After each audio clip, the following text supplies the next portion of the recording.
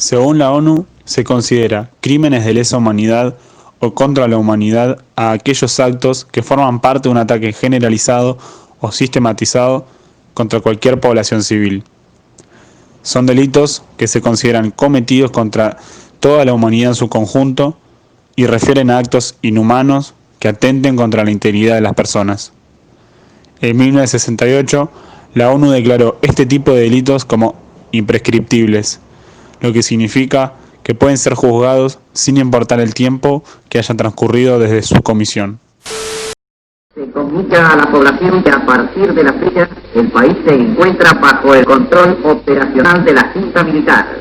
Se recomienda a todos los habitantes el estricto acatamiento a las disposiciones y directivas que emanen de autoridad militar, de seguridad o policial. El 24 de marzo de 1976, un golpe de Estado perpetrado por los comandantes de las tres Fuerzas Armadas de la Nación, Ejército, Marina y Fuerza Aérea, depone al gobierno constitucional de María Estela Martínez de Perón, iniciando el periodo más triste de la historia argentina. En el transcurso de esta dictadura, que se prolongó hasta el 10 de diciembre de 1983, se cometieron toda clase de delitos contra la propia población argentina. Censura, secuestros, represión, persecución e incluso exterminio.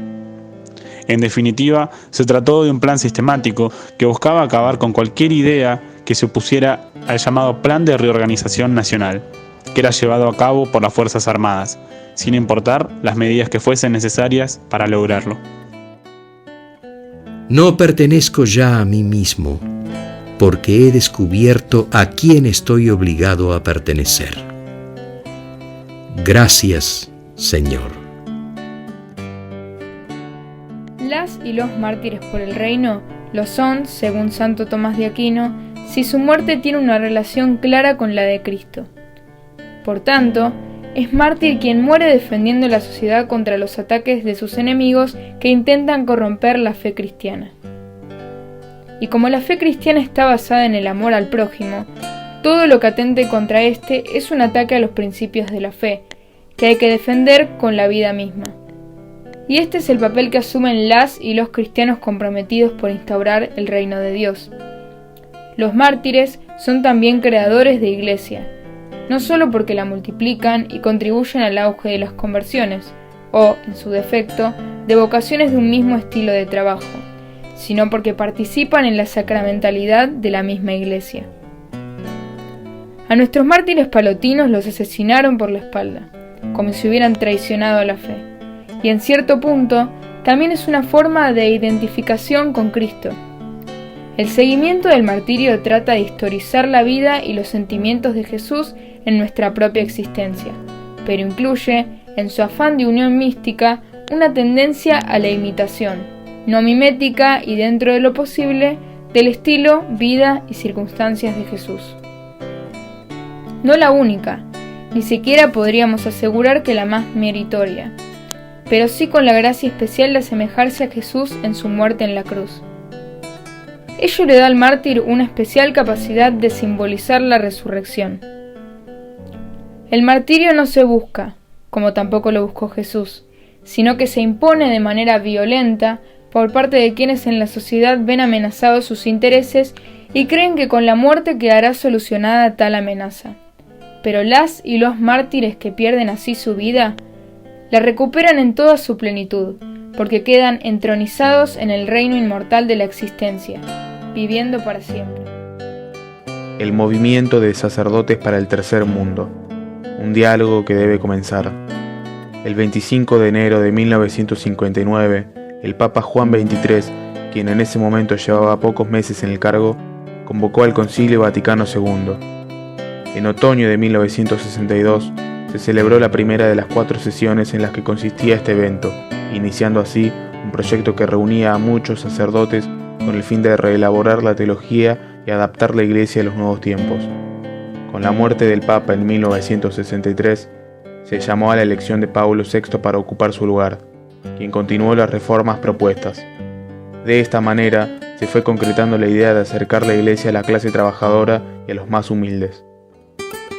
Desde Argentina, las acciones papales dividieron a la Iglesia en preconciliares, los miembros más conservadores de la Iglesia que ofrecen resistencia a las reformas, y postconciliares, el clero más joven identificado con las reformas y con la intención de impulsar la renovación de la Iglesia. Era el rol de los sacerdotes en la comunidad lo que discutían principalmente estos sectores. El sacerdote Carlos Mujica fue uno de los que más resaltaron del grupo de los postconciliares. Esta división se agravó mucho más con el golpe de Estado efectuado en 1966, el cual nombraba como presidente a Juan Carlos Onganía, junto a un equipo católico conservador. La afiliación de los grupos preconciliares con el gobierno de facto fue repudiado por los curas progresistas, quienes criticaron la actitud de la Iglesia y participaron activamente en los conflictos sociales. Desde su lugar, el Papa Pablo VI publicó la carta encíclica El progreso de los pueblos, en el que profundiza las intenciones del cambio del Concilio Vaticano II. Desde la denuncia de las situaciones de los países tercermundistas y un ataque a la acumulación de riquezas.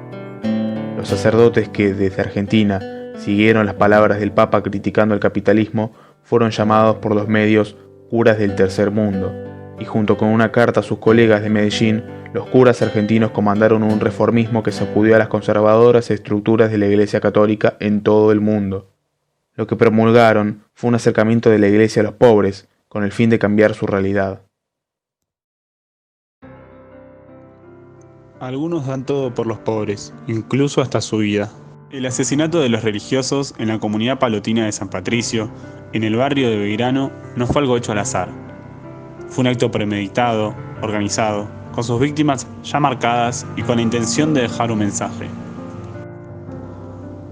El momento que vivía la Argentina no era ajeno al que vivía el resto del continente latinoamericano.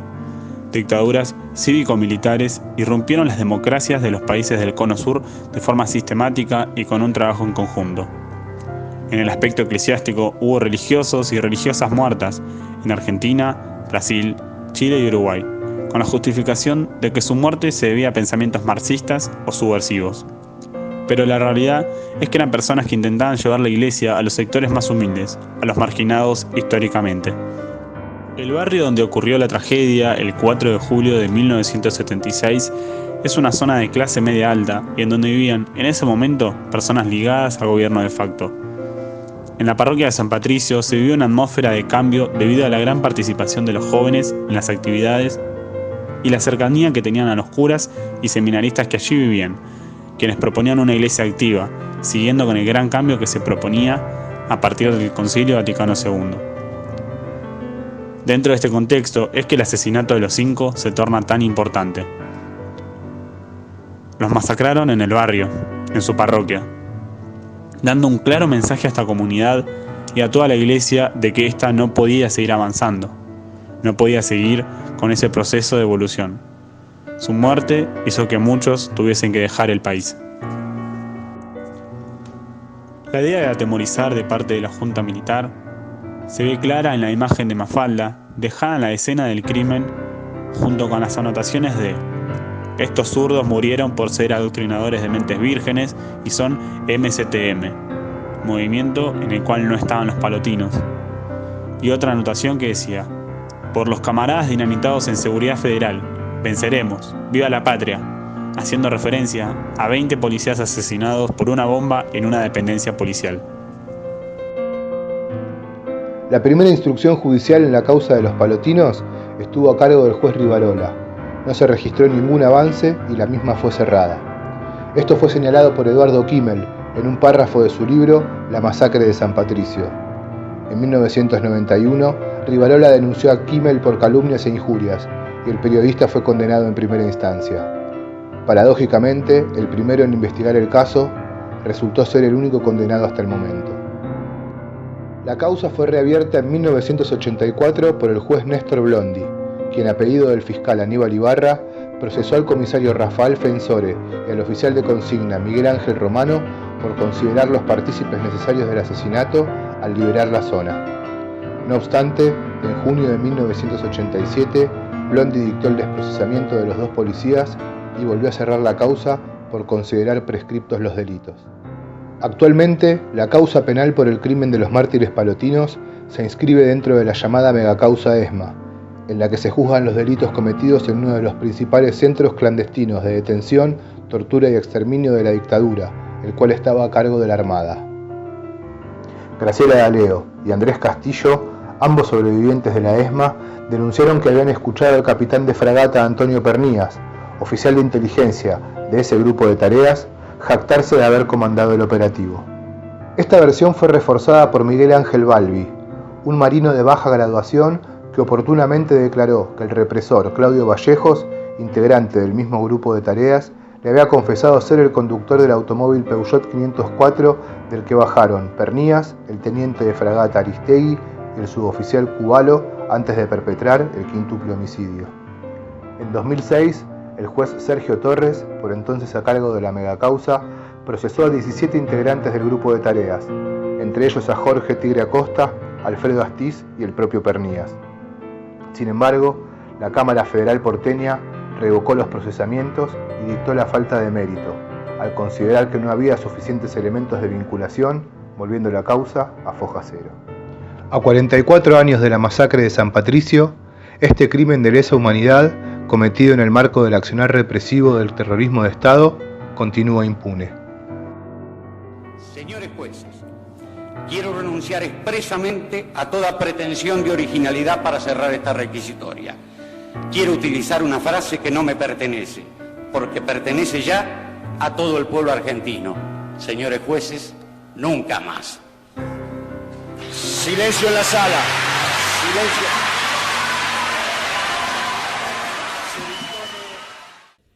Ojalá que esto sea leído, servirá para que otros descubran también la riqueza del amor de Cristo.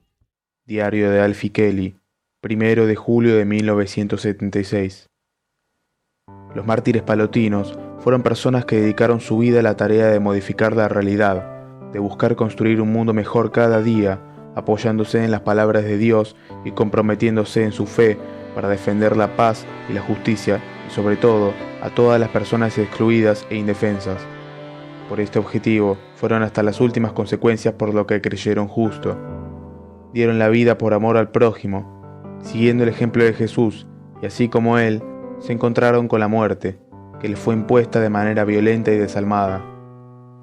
Recordar el testimonio de nuestros 5 mártires, como también los demás crímenes cometidos por el gobierno de facto de aquel entonces, es parte del ejercicio democrático que tenemos que hacer como sociedad. A esa iglesia que quería evolucionar, la quisieron callar, la quisieron amedrentar, pero no lo lograron. Un grupo de personas que vio amenazados sus intereses creyeron que la muerte era la única solución para cortar de raíz el germen de una iglesia por y para el pueblo. ¿Por qué no lo lograron? Porque acá estamos. Acá estamos los jóvenes que intentamos seguir a Cristo, llevando el mensaje a las demás personas, yendo a ser la iglesia donde Dios lo pide, así como lo hicieron Alfie, Pedro, Emilio, Salvador y Alfredo. Ellos son creadores de iglesia, contribuyeron al auge de las conversiones o, en su defecto, de vocaciones a un mismo estilo de trabajador. Los mártires que pierden así su vida la recuperan en toda su plenitud, porque quedan entornizados en el reino inmortal de la existencia, viviendo para siempre. La verdad y el espíritu del Evangelio no se puede silenciar, su fuerza va más allá de lo existencial. Eduardo Kimmel, La masacre de San Patricio.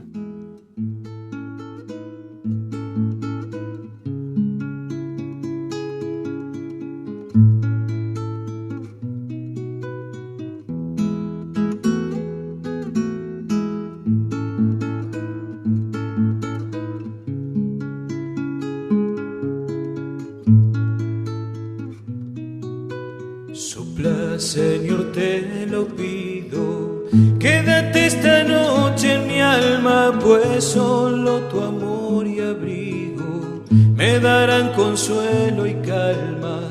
Sopla, Señor, sopla fuerte, envólveme con tu brisa y en tu espíritu renovame, hazme libre en tu sonrisa.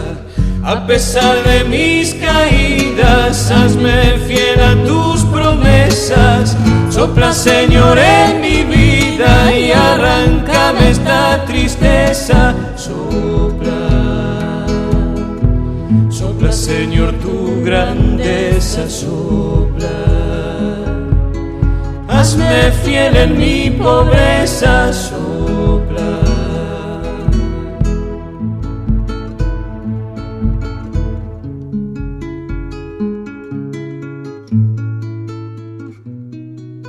Sopla, Señor, en mi oído, sopla fuerte, arranca el miedo, pues sin ti me hallo perdido, sin tu luz me encuentro ciego. Sopla, Señor, haz de viento y bautízame en tu nombre, llámame a servir, Maestro, hazme fiel entre los hombres. Toma mi vida en tus manos, mis sueños, mi amor, mi todo, mi cansancio, mis pecados, y moldéame a tu modo. Sopla